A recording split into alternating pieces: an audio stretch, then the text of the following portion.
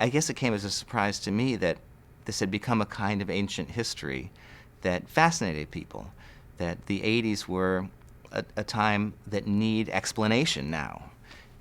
And maybe that's just the process of anyone growing through the years, that at some point your own story becomes history. My name is David France. I'm the director of How to Survive a Plague, which will be this year at the U.S. documentary competition at Sundance.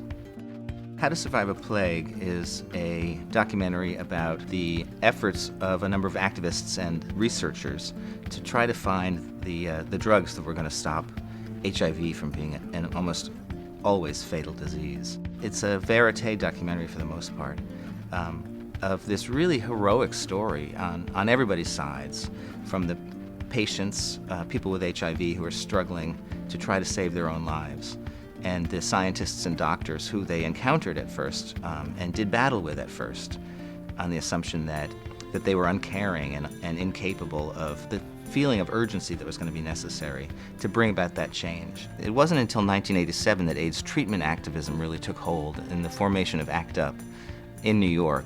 And I was there at the beginning of ACT UP's formation and wrote the first feature story about the organization. It's told mostly through a trove of footage that I was able to amass over the last couple of years, shot in those years between 1985 and 1996, when the drug breakthrough came.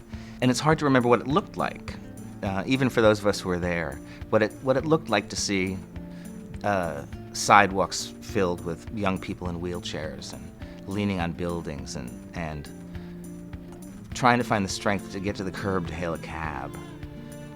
Those images, they're hard to find.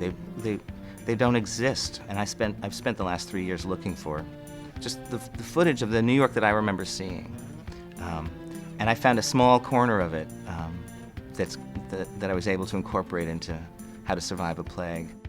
It was really a quintessential American story of a group of people from the outside organizing in an unusual way to take on an insurmountable problem, an intractable problem, in a way that could produce results. In that way, it's a story like for the ages.